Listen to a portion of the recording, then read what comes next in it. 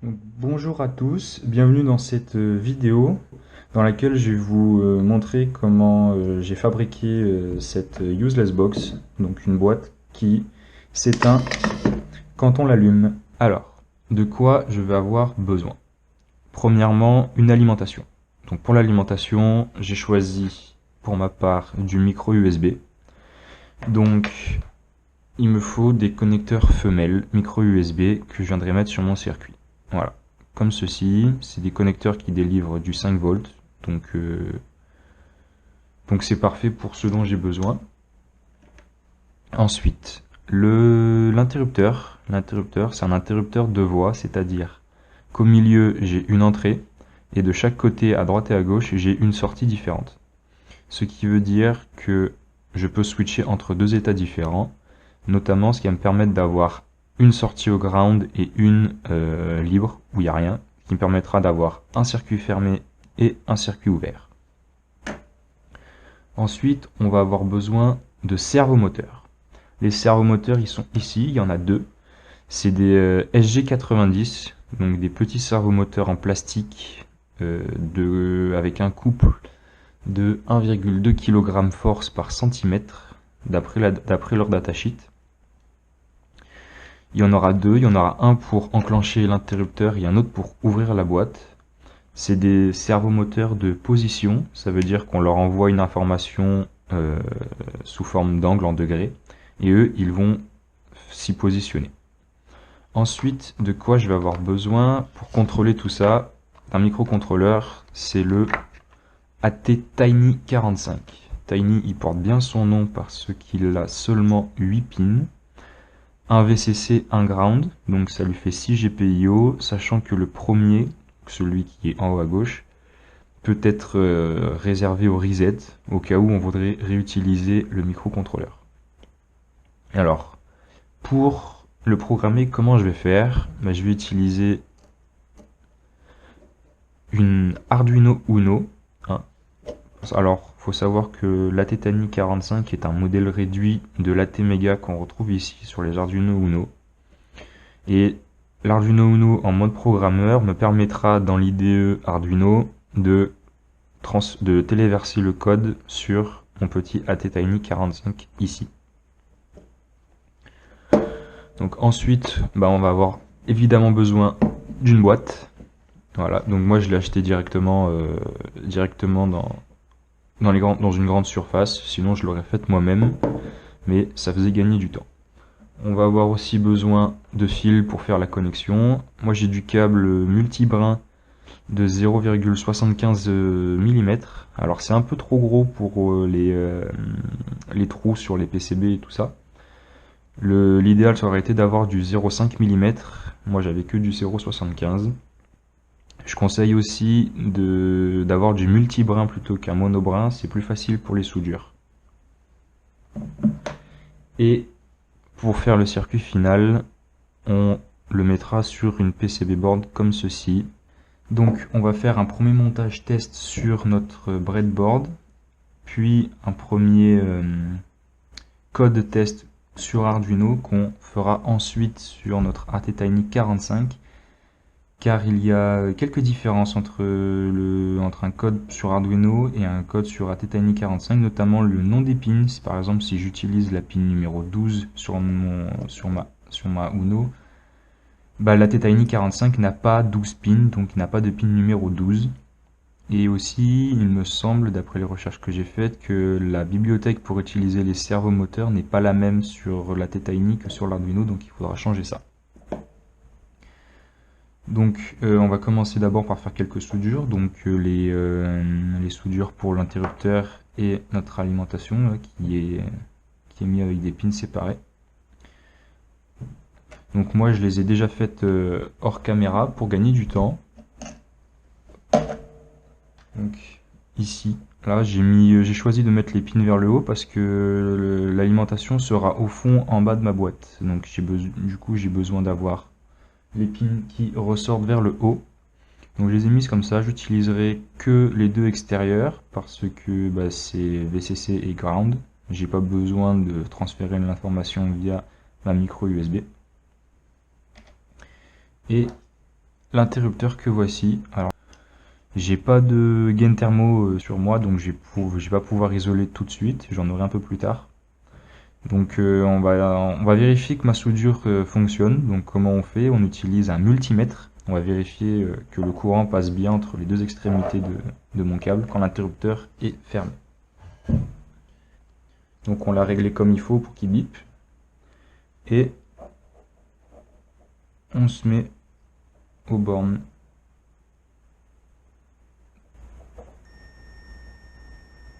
Donc là il bip. Si je change l'état,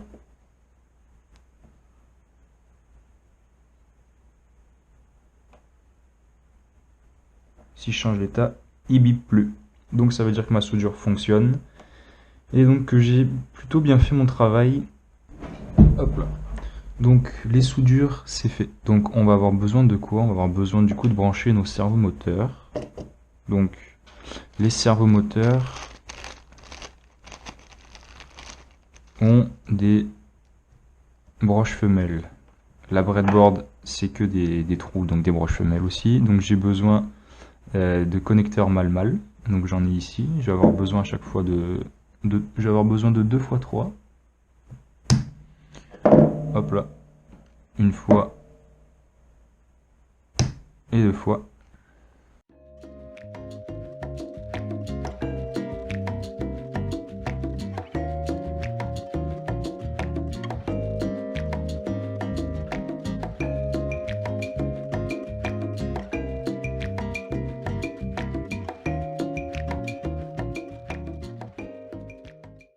Donc voilà, j'ai fait le premier montage. Donc on a nos deux servomoteurs qui sont ici reliés au plus et au moins, et à la broche numéro 3 et 8 de l'Arduino. J'ai ici mon interrupteur qu'il faut que je relie à une broche sur le fil rouge. Il faut que je le relie à une broche. Et que je fasse tout, que je mette tout à la masse et que je relie tout au 5 volts et nous serons bons.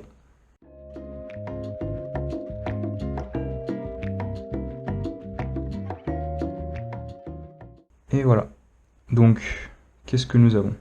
Nous avons notre premier servomoteur qui est relié au plus, au moins et à la carte. Notre deuxième servomoteur qui est relié au plus, au moins et à la carte. Notre interrupteur qui est relié à la carte et au moins. Et le ground qui est fait, le 5 volts qui est fait, il ne reste plus qu'à brancher la carte, rentrer le code dedans, taper le code et tester tout ça. Donc on va faire un peu de rangement, on va faire place pour l'ordinateur et on se retrouve tout de suite. Donc voici le code. Pour l'Arduino, il fait 40 lignes. Donc on commence avec l'appel à la bibliothèque servo.h qui va nous permettre de contrôler nos servomoteurs. Servo qu'on définit la ligne d'après, donc deux variables de type servo, donc servo P et servo T. P pour principal, celui qui va appuyer sur le bouton, et T pour celui qui va ouvrir le toit. Nos deux servos sont branchés aux pins 3 et 8 de l'Arduino. L'interrupteur est relié à la pin numéro 2 de l'Arduino. Et ces quatre valeurs-là, ce sont les angles qu'on va envoyer à nos servomoteurs quand on va allumer l'interrupteur. Et les positions de reset, ça va être les positions que les servomoteurs vont atteindre quand l'interrupteur sera éteint. Void Setup. Donc Void Setup, c'est là qu'on va définir l'état de nos pins. Donc les deux premières lignes, ce sont des outputs, car on envoie l'information de la carte vers nos servomoteurs. Ensuite, pin switch. Pin switch, ça va être un état input pull-up. Donc ça veut dire que la broche est configurée pour lire une valeur d'entrée et qu'une résistance de pull-up est activée pour maintenir la broche à une valeur logique haute quand l'interrupteur est ouvert, et quand l'interrupteur est fermé, la broche est connectée à la masse, donc elle va lire une valeur logique basse. Enfin, on a les deux dernières lignes, donc servo.attach pin. Ça veut dire que là, on relie en fait nos servomoteurs à leur pin correspondant sur la carte. Et enfin, void loop, donc c'est là que le code va boucler à l'infini dans notre carte. Donc première étape, on lit l'état de notre interrupteur. Donc si l'interrupteur est fermé, c'est-à-dire qu'il est à l'état low, on envoie au servomoteur les angles P et T, c'est-à-dire qu'on va envoyer ces deux valeurs-là qui vont ouvrir la boîte et mettre l'interrupteur à l'état ouvert. Ensuite, un petit delay. Et sinon, du coup, dans la boucle else, ça veut dire que si l'interrupteur est à l'état high, une fois qu'on aura appuyé dessus avec le servomoteur, on envoie les angles de reset aux deux servomoteurs, donc resp et resté, toujours un petit delay, les deux valeurs qui sont effectivement ici. Alors le fait d'avoir mis ces valeurs ici, ça me permet de les modifier qu'une seule fois au début de mon code, contrairement à si j'avais utilisé ces valeurs-là plusieurs fois dans mon code, devoir les chercher à chaque fois et les changer à chaque fois. Ok, donc on a branché la carte Arduino à l'ordinateur, donc on va maintenant téléverser le code sur la carte Arduino.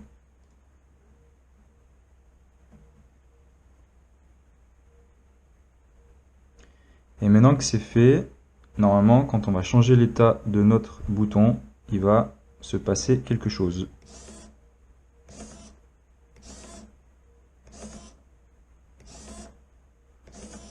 Donc on voit que ça marche. Là, mon interrupteur est à l'état ouvert. Je vais appuyer dessus pour fermer le circuit.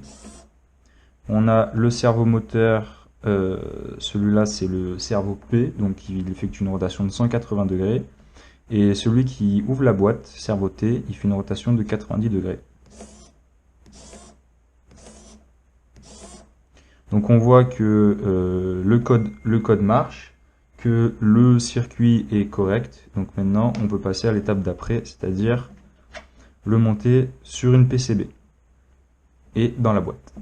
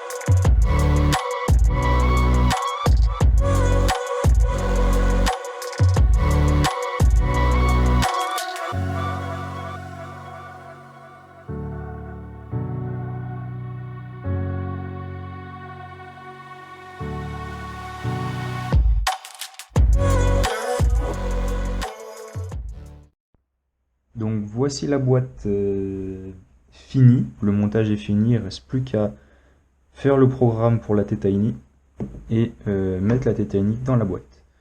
Donc la boîte, j'ai ouvert le toit en deux, j'ai fait deux parties, une qui s'ouvre, une qui se ferme, avec l'interrupteur ici, nos deux servomoteurs, celui pour le toit, celui pour l'interrupteur, l'alimentation 5 volts qui est ici, j'ai mis du pistolet à colle pour fixer la pièce, et en même temps ça isole. Donc on alimente en 5 volts ici. On a le PCB avec toutes les soudures qui ont été faites ont été vérifiées avec le multimètre en mode testeur de courant. Donc je suis sûr que mes soudures sont bonnes. J'ai utilisé des Wago pour relier les ground et les 5 volts, c'était plus pratique. Et j'ai changé le servomoteur pour l'interrupteur. J'ai mis un MG90S à la place d'un SG90. C'est le même servomoteur, sauf qu'il a des engrenages en métal plutôt qu'en plastique. Donc ça lui permet d'avoir un couple un peu plus puissant et de résister un peu plus à certaines contraintes. C'est celui que je voulais mettre à la base, sauf qu'il a mis plus de temps à arriver que le reste. Donc j'ai commencé le projet sans, puis il est arrivé en cours, donc j'en ai profité. Donc maintenant, il ne nous reste plus qu'à mettre le code sur la T-Tiny 45, qu'on viendra placer ici. Il y a déjà le support. Et ensuite, on pourra faire le test final. Donc voici le code définitif qui va aller dans la T-Tiny 45. Donc il y a extrêmement peu de choses qui ont changé, c'est-à-dire juste le nom de la bibliothèque. On a rajouté un underscore ATTinyCore et les numéros des pins. Donc pour les servomoteurs, on utilise les pins 1 et 2 de la Tiny et pour l'interrupteur, les pins 3, le pin numéro 3. Donc voilà, en gros, quand on regarde dans la datasheet de la Tiny, c'est PB1, PB2 et PB3. Aussi, j'ai fait les réglages des angles, donc pour l'ouverture du toit et l'appui sur l'interrupteur. Donc les positions de reset pour pas éviter à chaque fois de la remettre à zéro, ça fait gagner du temps. Et ces positions-là sont les positions optimales que j'ai décidées en fonction de comment étaient mis mes servomoteurs dans la boîte. Ensuite, j'ai rajouté ici quelques valeurs en plus, quelques variables en plus. On verra ce que ça fera dans le code définitif. Il y a d'autres choses derrière. C'est une surprise. Donc, on vérifie le code. Donc, le code est OK. Il a une taille de 2438 octets, ce qui fait 59% de l'espace de stockage de la Titanic 45. À savoir que les AT-Tiny, c'est-à-dire l'AT-Tiny 25, 45 et 85, le chiffre des dizaines correspond à la mémoire en kilo-octets du microcontrôleur. Donc l'AT-Tiny 45, il a 4 kilo-octets de mémoire, donc il faut un code qui ne dépasse pas les 4 kilo-octets, ce qui est le cas ici. Donc maintenant, on peut téléverser le code sur l'AT-Tiny via l'Arduino en mode programmeur. Donc quand c'est comme ça, il faut téléverser en utilisant un programmateur et non pas téléverser comme on le ferait normalement.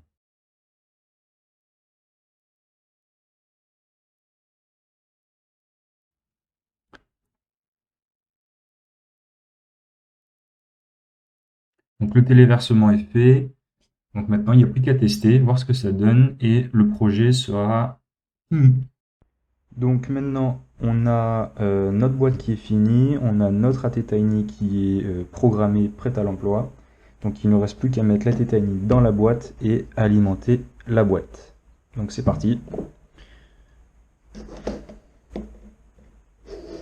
Donc voilà l'AT-Tiny qui est quand même tiny, qui porte bien son nom. On le met dans la boîte à l'emplacement prévu à cet effet. On vérifie. On ferme la boîte, fait la place. Et c'est le moment du dénouement.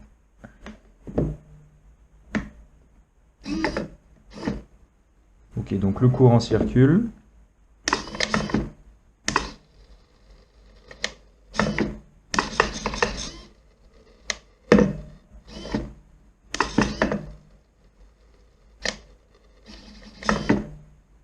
Et on voit que la boîte marche, que le code marche, que le circuit marche, que tout marche. Juste peut-être le toit qui est un peu trop léger, qui a du mal à redescendre des fois. Mais sinon ça marche, je suis plutôt content. Ça veut dire que le travail a été fait et bien fait. Donc le projet est fini. Ça fait plaisir à voir, de voir que les idées qu'on a dans la tête, on arrive à les concrétiser comme ça. C'est toujours plaisant.